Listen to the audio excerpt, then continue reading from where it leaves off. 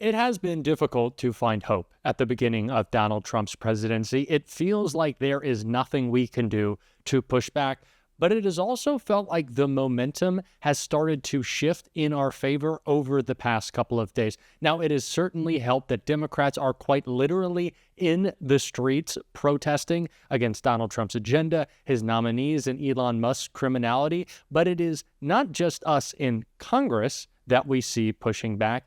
It is also, and finally, the courts, specifically crushing Elon Musk with a legal bombshell that finally shows his criminality and will put a stop to his corrupt actions. And we are going to get into all of that. But before we do, if I could quickly ask you to leave a like on this video. And if you haven't already, you enjoy our channel, to hit that subscribe button. It goes a long way, and it really does mean a lot to me. Now, before we get into this exact reporting, I want to check out a clip from Elizabeth Warren on Joy Reid's show talking about how we need to be fighting back against Elon, against Trump, and against all the Republican corruption. How many fences did they have to knock down? How many gates did they have to open? And how many people are sliding in behind them? I don't know. Yeah. Iranian hackers, North Korean hackers, black hats from anywhere around the world. In other words, we had a banking hearing this morning. And one of the questions that Democrats asked, we had 2 or 3 bankers there, is would you let someone come in and see your customers' private banking data? Right. And these bankers were like, no, never, absolutely not, no.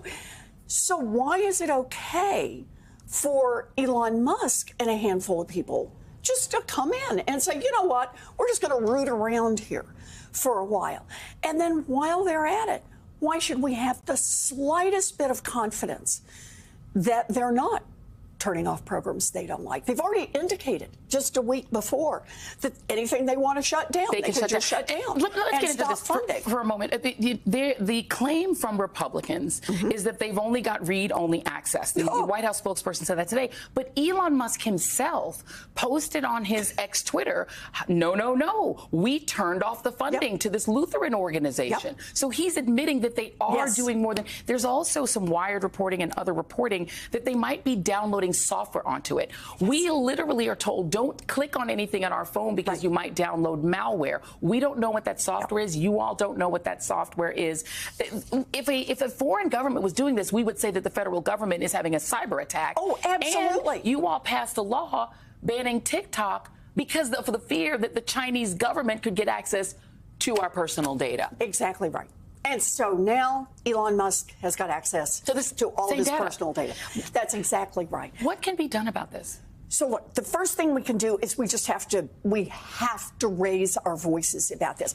Remember last week they cut off funding. They said we're going to do a pause on everything that has federal funding. And what did people do? 22 states sued. We went to the courts, right?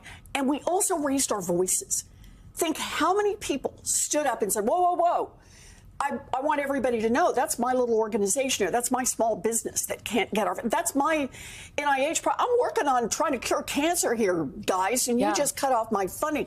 I'm going to have to shut down my small business. How many people spoke out? And what happened? We've got the courts in place now, and I think the appetite for going through and trying to shut these down, at least the warning shot has been fired. So, okay, so we've held the line there.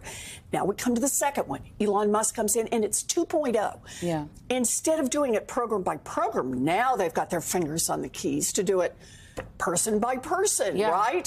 We don't. I mean, they could retaliate against his. Exactly.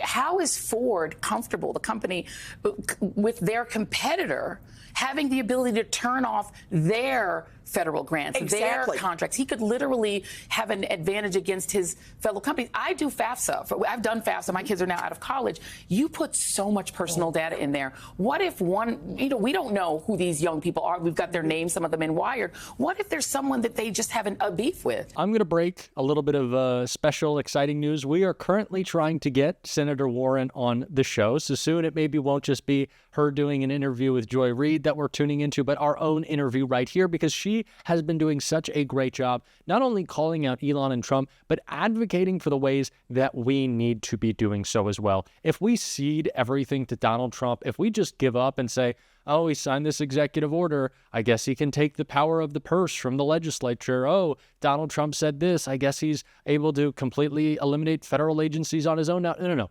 If we don't push back, then Donald Trump is winning. When we bend the knee like the corporate media has, like the billionaire class has, like so many other have, we lose. We have to be the ones stepping up. That is what we're seeing. And we finally saw it from the courts in a takedown of Elon Musk I want to get into right here. U.S. Treasury temporarily agrees to limit Doge access amid privacy lawsuit. The U.S. Treasury Department has agreed to not give Elon Musk's government efficiency agency access to its payment system while a judge hears arguments in a lawsuit alleging the billionaire advisor to the U.S. president illegally searched them. The deal struck on Wednesday night by Treasury and a group of federal employee unions and retirees will, for now, prevent billions of sensitive government payments records from being turned over to Musk's Department of Government Efficiency as part of its sweeping campaign to shrink the federal bureaucracy and crack down on allegedly wasteful and fraudulent spending. In their Monday lawsuit in Washington, D.C., federal court, the employee unions and retirees said Treasury had violated privacy laws by giving Musk and Doge full access to government payment records documenting everything from income tax payments to Social Security benefits and federal employee salaries. During a hearing on Wednesday, Treasury lawyers denied violating privacy laws and said only 2 Doge-affiliated people had been given read-only access to its payment systems. Both of these people were so-called special government employees of the Treasury, the lawyer said. The government nonetheless reached an initial agreement with the plaintiffs that will prevent anyone else with Doge from accessing the payment records while the case plays out. Treasury Secretary Scott Bessent told Fox on Wednesday that the department's payment system will not be touched by Musk, adding that any decisions to stop payments would be made by other agencies. There it is, clear as day from the court in plain English, from the Treasury as well. Elon Musk is breaking the law, and we have to be incredibly clear about why. Because as I've said on this show so many times, and it's part of the reason that this show exists, Donald Trump controls TikTok. Elon Musk controls Twitter. Donald Trump controls Zuck with Meta and Facebook.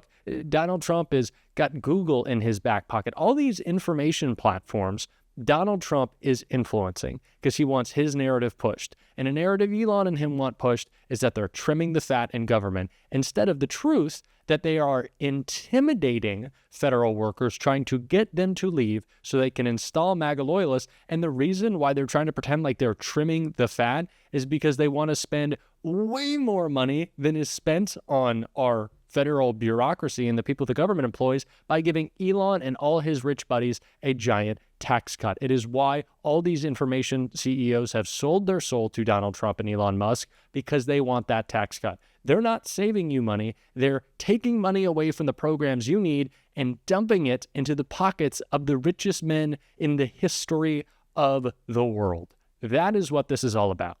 And of course, installing Donald Trump's loyalists and agencies in government. So when he breaks the law, when Elon breaks the law, when any MAGA Republican breaks the law, they don't care. That is what it is about. And that is why we have to be using our voice to protest it. That is what Senate Democrats are doing right now, protesting the OMB director nominee in Russ Vogt, his appointment, his nomination, protesting it right now. And I want to hear more about that from Senator Brian Schatz in a clip right here. Joining us now from the Senate is Senator Brian Schatz, Democrat of Hawaii. Senator Schatz, I appreciate you stepping off the floor and being with us. I know it's been a long day and it's going to be a long night.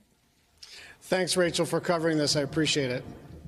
Let me ask how you and your colleagues are holding up and what ultimately you think will be the result of holding this floor all evening tonight.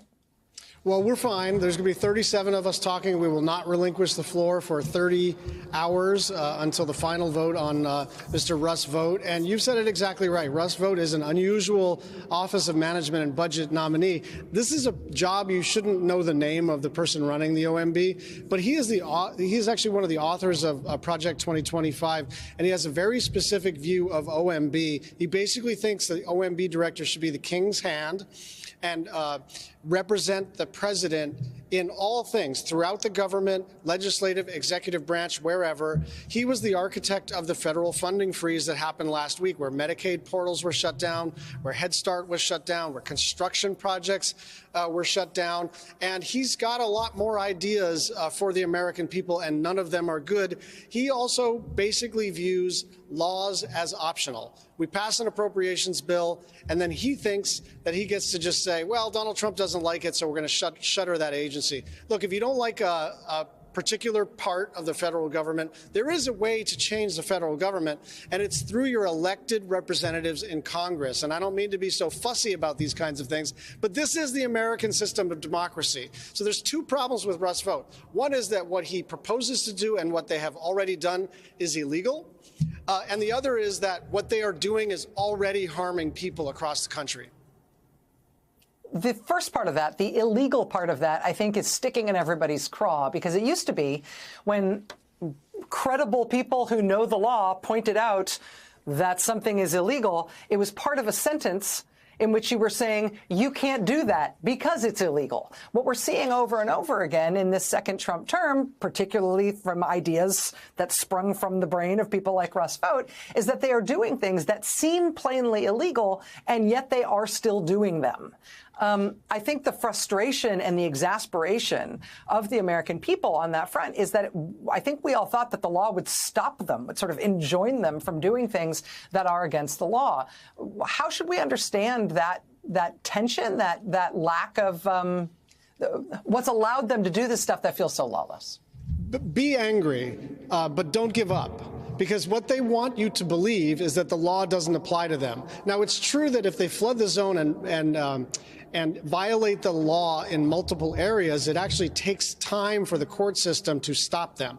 But last week, there was an injunction that was made final this week against the spending freeze. They also rejected the United States government's stupid argument about birthright citizenship. So one of the things that we need to do is not concede that this president and this president only is unconstrained by the law. He's going to try to violate the law in multiple places, but we have to not concede the point that when he writes an EO saying, for instance, I'm going to get rid of the Department of Education or the Bureau of Indian Education or the USAID Department, like, he can't do that. He may be able to do tons of damage in the meantime, but eventually most, if not all of these things will be overturned in a court of law, and they've got to follow it. This is exactly the type of energy we need to be bringing. We need more of it. We need it every day. Let's keep bringing this fight. I don't know if you feel it. I feel it. Although it's been tough, there is momentum that is shifting in our favor. We are fighting back. Didn't necessarily feel like that at first from a lot of Democratic leadership. It didn't. Let's be real about that. It's not me saying that. Democrats have said that. It didn't feel real at first. Didn't feel like we were really pushing back. Now it does. Foot on the gas. Keep moving it forward. I'm fired up right now. Like, I really am. Let's keep moving. We're going to do it. We're going to fight back. And if you want to support us fighting back on this show, as always, you can hit that subscribe button, leave a like on this video, and if you stuck around at the end, you can drop a blue heart in the comments. And until next time, I'll see you soon.